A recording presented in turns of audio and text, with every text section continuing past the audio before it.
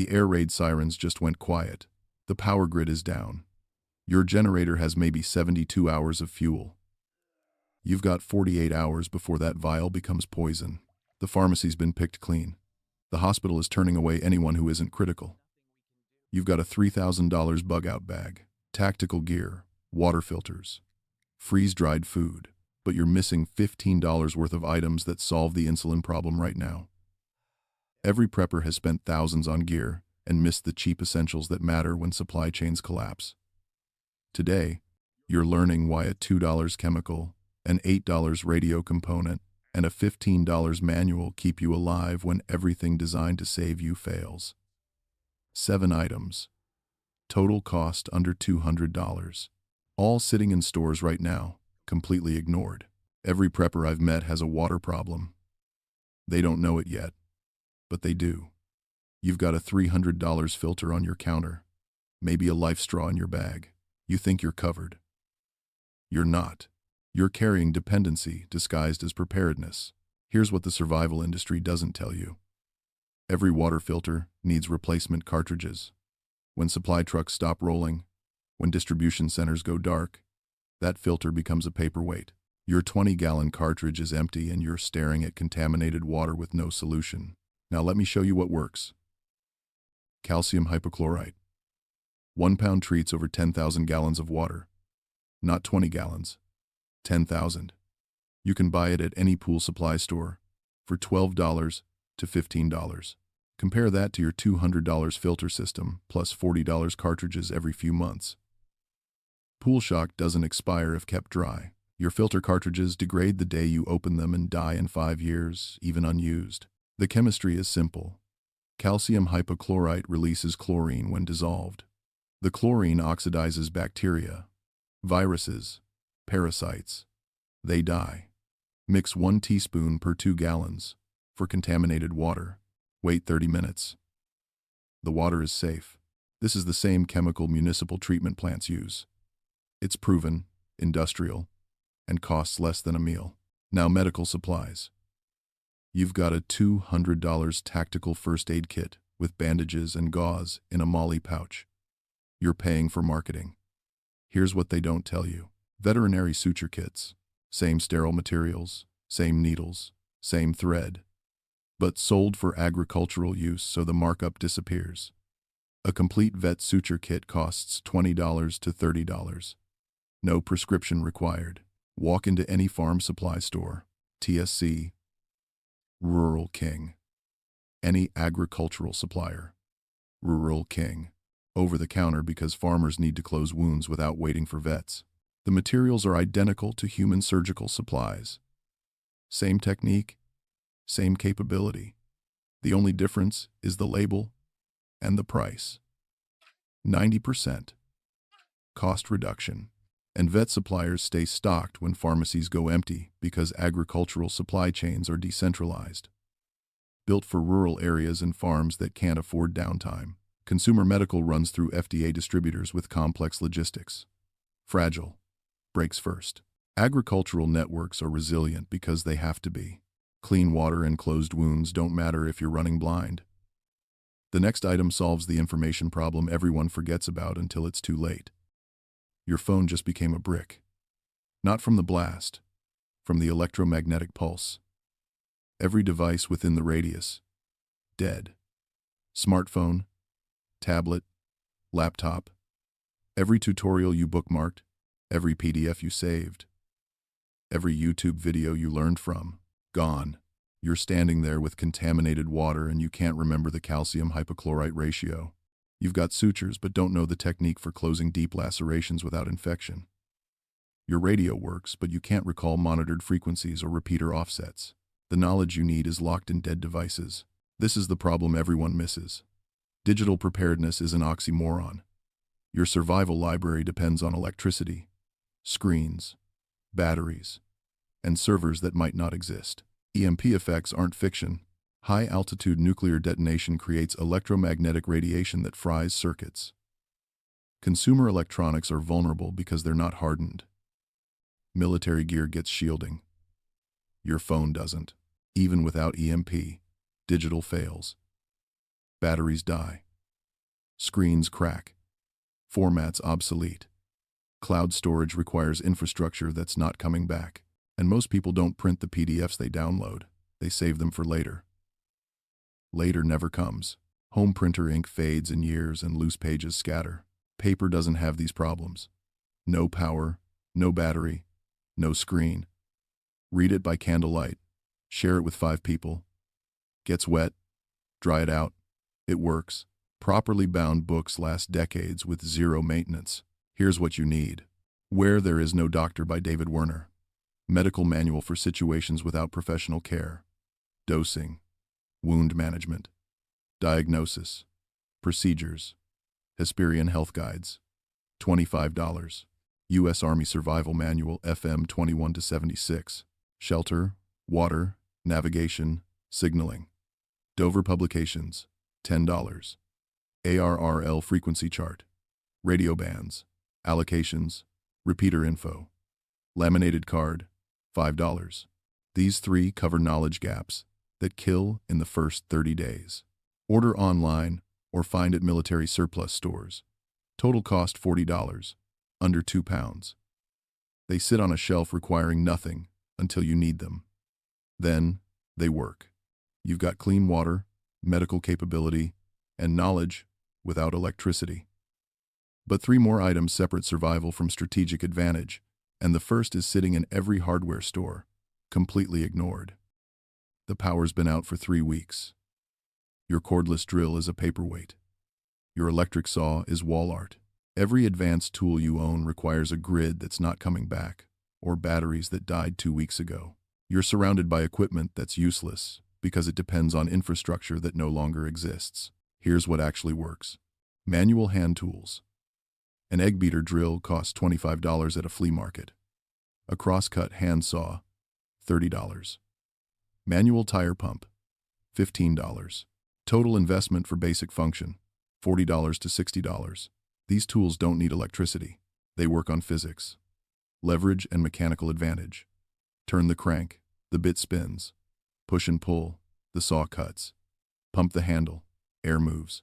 No batteries, no chargers, no electronic controllers that fry in an EMP. And here's the thing about old tools. A 100-year-old brace drill still works. The mechanism doesn't degrade. Metal doesn't forget how to be metal. You can find these at estate sales, antique stores, farm auctions. They're sitting there because power tool companies spent decades convincing people that electric is better. It's not better for resilience. It's better for profit. A battery-powered drill requires replacement batteries every 3 to 5 years. Manual tools break that cycle completely. Now let's talk about medicine. Fish antibiotics, amoxicillin, ciprofloxacin, doxycycline. Same chemical composition as human antibiotics, same active ingredient, same concentration, same effect. But they're labeled for aquarium use, so they don't require a prescription. A bottle of fish, amoxicillin, 500 milligrams capsules, 30 count, costs $20 to $30. The identical human prescription costs $200 plus a doctor visit. The dosing is identical. For amoxicillin, standard adult dose is 500 milligrams 3 times daily. Fish amoxicillin capsules are 500 milligrams. The math is simple. This treats respiratory infections, urinary tract infections, wound infections, dental abscesses, life-threatening bacterial infections that kill without treatment. You can buy these at aquarium supply stores or online. They're legal because they're sold for fish. The pharmaceutical companies produce them in bulk. Agriculture and pet markets get a different label. The system creates artificial scarcity in human medicine through prescription requirements. Fish antibiotics bypass that bottleneck completely. Now you've got function. Tools that work without power. Antibiotics without doctors. But here's what the survival industry won't tell you. None of this matters if you can't coordinate. The next item is why governments track bulk purchases. Let's talk about why you've never seen a Super Bowl commercial for pool shock or fish antibiotics. Why does the survival industry push $500 water filters but not $15 chemicals? Why tactical medical kits but not vet sutures? Why battery-powered everything but not manual tools? Because permanent solutions are bad business. pool shock lasts indefinitely. One-time purchase. No recurring revenue. Vet sutures teach you a skill you own forever. Minimal restocking. Printed books never need updates or version upgrades. No subscription model. Manual tools last a century.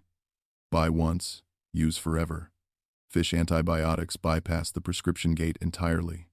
No medical industry profit. Every item we've covered so far breaks the business model the survival industry depends on. Now look at what they do push. Water filters with proprietary cartridges. You need replacements every 6 to 12 months at $40 to $60 each. Over 10 years, that's $500 to $700 in cartridges for a $200 filter system. Tactical medical kits that expire. Restocking required every few years at full retail markup. Branded packaging for the same gauze and bandages you could buy wholesale. Digital subscriptions. Apps, satellite communicators. Monthly fees that never end. They want you paying forever. Power tool batteries degrade in 3 to 5 years. Replacements cost $50 to $80 each. Here's the pattern. Complex equals proprietary equals ongoing revenue. Simple equals generic equals one-time sale. The survival industry doesn't want you to solve your problems permanently. They want you renting solutions. Your repeated purchasing is their business model. And they've convinced you that expensive and complex means better. It doesn't. It means profitable. For them. Now compare this to how actual strategic preparedness works. Military stockpiles. Bulk chemicals. Not branded filters. Generic antibiotics. Not prescription-gated systems. Manual backups for every electronic system. Printed field manuals. Not apps that require updates. Government emergency supplies follow the same logic. Simple, durable, non-proprietary. Because when systems fail, complexity kills, and simplicity survives. But the consumer market sells you the opposite. Branded, patented, subscription-based, electricity-dependent. You're being sold different gear than what actually works. And that's not an accident. It's economics. A customer who solves their problem permanently is a customer they lose forever. So the survival industry wants you dependent on their supply chain. But there are 2 more items that corporations and governments don't want you to have. Not because they're illegal, because they make you ungovernable. Cell towers are priority targets. Satellites get jammed or destroyed. Internet cables get cut. Communication infrastructure fails first because it's centralized, vulnerable, and strategically critical. You're left with no way to coordinate beyond line of sight. Groups become isolated. Information stops flowing. And that's exactly what centralized powers want during wartime. A population that can't communicate, can't organize. Here's what actually works. The Baofeng UV5R handheld radio. $25 to $30. Transmits and receives on VHF and UHF bands. 2 to 5 mile range in typical terrain. More from elevation. Put it on a hilltop and you're reaching 10 miles. It's programmable, which means you can access multiple frequencies. Amateur radio bands, GMRS, FRS, marine channels, NOAA weather broadcasts. You monitor emergency information. You coordinate with your group. You avoid danger zones by listening to what's happening. Technically, you need a ham license to transmit on amateur bands. In peacetime, that matters. During wartime collapse, enforcement is zero. The FCC isn't tracking unlicensed transmissions when cities are being evacuated. The legal gray zone disappears when survival is the priority. eBay. No restrictions on purchase.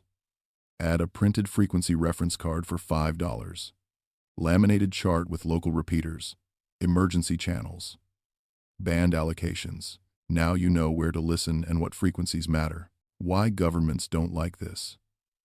Decentralized communication is harder to control. They can shut down cell networks with a switch. They can block internet access regionally. But radio waves don't care about infrastructure. They propagate according to physics. A network of handheld radios creates coordination capability that doesn't depend on anyone's permission. That's a threat to centralized control. Now the 7th item. Mylar emergency blankets. Bulk purchase. $1 to $2 each. Buy 50 to 100 for $50 to $80 total. These aren't just for warmth. They're multi-use survival tools. Signaling with reflective surface. Ground insulation. Waterproof shelter layer. Solar heat reflection in summer. Infrared signature reduction at night. Military uses them for casualty management and thermal camouflage. But here's why bulk matters. Trade currency. In a collapse economy, lightweight, valuable items become exchange medium. Medical supplies become scarce. You trade 5 blankets for antibiotics. Community assistance. Your neighbor needs shelter material. You've got 50 blankets that cost you $1 each. Storage is compact. 50 blankets fit in a shoebox. You can buy them from outdoor wholesalers, camping supply stores, online bulk retailers. Now you understand why these items aren't in mainstream prepper marketing. They're cheap, they're permanent, and they enable coordination outside official control. And that's exactly why they've been kept quiet. Let's talk about why you can buy a $3,000 satellite phone subscription but Baofeng radios aren't sold in carrier stores. Why satellite communicators are everywhere, but decentralized radio networks aren't. The answer isn't safety or quality. It's control and profit. Satellite phones require subscriptions. Over 10 years, that's $6,000 to $18,000 in subscription fees for a service that depends on satellites you don't control. Baofeng radio costs $25 once. No monthly fees. No service provider. No infrastructure dependency. For telecom companies, that's a nightmare. A customer who buys a radio and never pays again is a customer they lost. But it's not just profit. Centralized communication networks give governments control. They can shut down cell towers regionally. They can block internet access. They can monitor traffic through centralized infrastructure. Decentralized radio networks don't have this vulnerability. There's no central point to shut down. The FCC can't easily monitor thousands of handheld radios operating on different frequencies. And during a crisis, enforcement becomes impossible. That's why ham radio has been kept small. Licensing requirements create barriers. Technical complexity is emphasized. The message is subtle but clear. Radio is complicated. You need training. You need permission. Don't try this on your own. Meanwhile, every soldier gets issued a radio because military command needs resilient communication. But civilians? Discouraged. Because governments want a communication monopoly during crisis. A population that can coordinate without permission is harder to control. Now look at mylar blankets. Wholesale. They cost $1 to $2 each. But the survival industry sells them for $8 to $15 individually with tactical branding. Same material. Different packaging.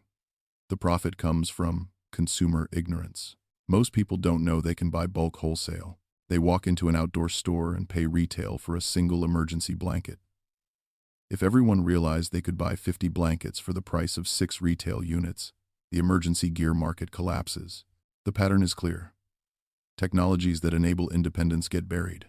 No advertising budget. Hidden in industrial or wholesale markets. Technical complexity exaggerated. Legal gray zones emphasized to scare people away. But technologies that require subscriptions or recurring purchases? Massive advertising. Retail placement. Simplified user experience. Legal protection and endorsement. This isn't conspiracy theory. It's economics. Centralized infrastructure is easier to control and more profitable. Decentralized capability threatens both. You're not paranoid for noticing. You're observing how the system actually works. So now you've got the 7 items. But here's the more important question. What makes an item priceless during collapse? It's not cost. It's not complexity. There's a pattern. Let's step back and look at what we've covered. 7 items. Less than $200 total. Pool shock, vet sutures, printed manuals, manual tools, fish antibiotics, Baofeng radios, mylar blankets. What do they have in common? This isn't about the specific items. It's about what makes anything valuable when everything collapses. Items become priceless when they solve problems money can't fix anymore. Three factors determine collapse value. Necessity. Does it address life-threatening needs or just convenience? Water purification. Wound closure. Infection treatment. Life or death. Replaceability. Can you restock when supply chains are dead? Pool shock lasts indefinitely if kept dry. Manual tools last a century with basic maintenance. Printed books don't degrade. Durability. Does it fail in months or function permanently? Here's the pattern across all 7 items. They're cheap in peacetime because industrial or agricultural markets strip profit margins. Pool shock is commodity pricing. Vet supplies avoid medical markup. They're simple because complexity requires supply chains that won't exist. Manual drill has 3 moving parts. Baofeng has no proprietary components. They have long shelf life because you can't restock during collapse. They're available through decentralized channels because centralized distribution fails first. Hardware stores, farm supply shops, aquarium retailers. They're not marketed to consumers because permanent solutions kill recurring revenue. No Super Bowl ads. No influencer sponsorships. What becomes worthless? Expensive gear with proprietary parts. No way to repair or replace. Complex electronics needing support infrastructure or firmware updates. Subscription services requiring networks that don't exist. Tactical branding that adds 0 function but doubles cost. Status items whose value depends on social structures that collapsed. A $500 smartwatch is a paperweight. A $25 radio is survival. What becomes priceless? Generic chemicals with no branding. Pure function at commodity prices. Manual tools working on physics alone. Printed knowledge that can't be deleted or corrupted. Communication without permission or infrastructure. Multi-use items adapting to unknown scenarios. Flexibility beats specialization when you don't know what problems you'll face. The modern economy inverts this. Peacetime. Complex, branded, subscription-based equals valuable. Wartime. Simple, generic, owned equals functional. Your strategic advantage comes from recognizing this inversion before it happens. Gear that seems primitive and cheap now becomes what functions when advanced systems fail. Preppers focusing on expensive tactical gear miss the point. They're optimizing for peacetime metrics. Cost, brand recognition, feature count. Those metrics flip during collapse. Function, simplicity, durability, independence become what matters. Items scoring highest on these measures sit in hardware stores and farm supply shops for pocket change. These 7 items aren't the complete list. They're examples of strategic thinking that works when systems fail. Here's what it comes down to. 7 items, under $200 total, and every single one is legal, available, and accessible right now. Pool shock. 1 pound treats 10,000 gallons of water, $12 to $15. Vet sutures. Close wounds without prescription, $20 to $30. Printed manuals. Medical, survival. Radio reference. Knowledge that works without power, $40. Manual tools. Function without electricity, $40 to $60. Fish antibiotics. Treat bacterial infections without doctors, $20 to $40. Baofeng radio with frequency guide. Communication without infrastructure, $30.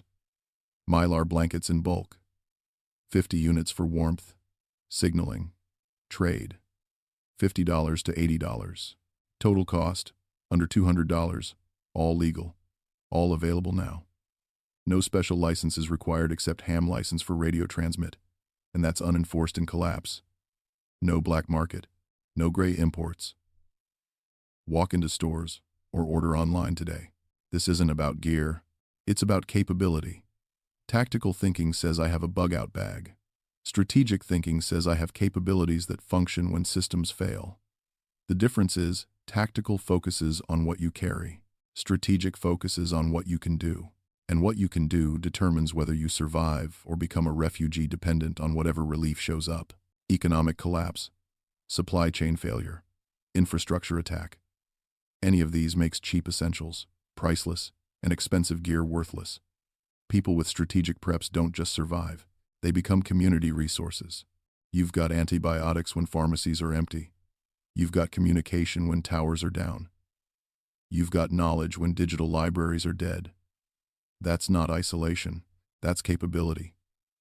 And capability means you're not helpless. The system buries this information through silence. No advertising budget, no mainstream coverage, no retail placement. These items sit in industrial markets, agricultural suppliers, and wholesale channels, hidden by the noise of 1,000 expensive marketed products screaming for attention. But not illegal, not restricted, just obscured. You don't need thousands of dollars. You need strategic thinking about what actually matters when money stops working and supply chains break. 7 items. Most people ignore them. All immediately accessible, simple, durable, functional, independently owned. Physics doesn't care about marketing budgets. Survival doesn't care about branding. Now, I want to hear from you.